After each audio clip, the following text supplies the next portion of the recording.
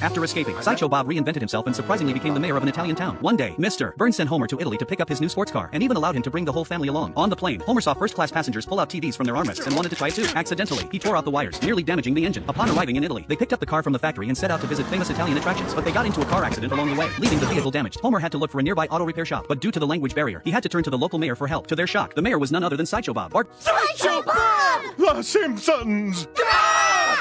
wondered why Bob was there. Bob explained that after failing to assassinate Bart a few years back, he'd lost the will to live, so he'd chosen to start over in Italy. At first, he wasn't well liked, but just as the grapes were in harvest and the locals were busy making wine, he used his large feet to help the villagers with winemaking. This won their support, and the next year, he was elected mayor. Now, he lived a happy life with a loving family. Just then, Bob's wife appeared, interrupting his story. Bob made an excuse to send her away, then asked the Simpsons to keep his criminal past a secret. Homer agreed in exchange. Bob would fix their car and even throw them a farewell party. At the party, Lisa had too much to drink and accidentally revealed Bob's criminal identity. Bob tried to take her away, but Lisa pulled off his suit, exposing the prison uniform underneath. The crowd was stunned. The villagers found evidence of Bob's crimes, and he lost everything. He swore to get revenge on the Simpsons. The Simpsons immediately drove away, with Bob chasing closely behind, trying to kill them. When he turned around, he spotted his wife and she decided to help him with his revenge. The Simpsons learned that Krusty the Clown was coming to Italy for a show, so they asked him for help. Krusty had them disguise themselves as extras to blend in, but Bob still found them. He even disguised himself as a clown, planning to finish his revenge on stage. Krusty showed up again to save the Simpsons, but Bob and his family would continue their revenge plan. Hallowed and ultimately unprofitable walls of this Chuck E. Cheese, the ball pit gave life to our friendship, but it also gave life to a super fungus that blinded an entire Little League team and closed the doors forever. And now we immortalize our friendship with some light vandalism.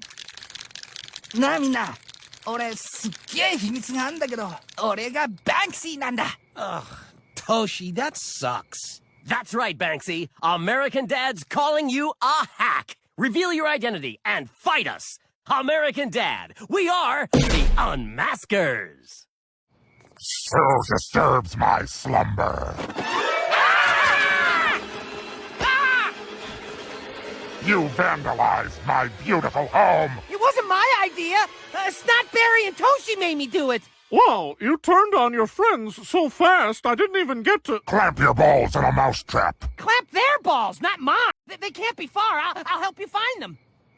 Toshi lives closest. I say we go there first. And we can trap Barry with food. He'll eat himself to death like a goldfish. There's a lot of fight in Snot, but we can nab him when he's weakest, right after he sells his plasma. Nah, I've got rat stuff to do. Good luck digging yourself out of this hole, Steve. How do you know my name? Chuck E. Cheese knows all the children's names.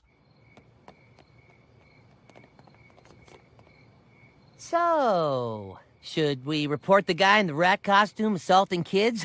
I'm more concerned about the rat in the guy costume assaulting friendships. Snotter? Don't snotter me. You betrayed us. I haven't felt this betrayed since Scrubs moved to ABC. How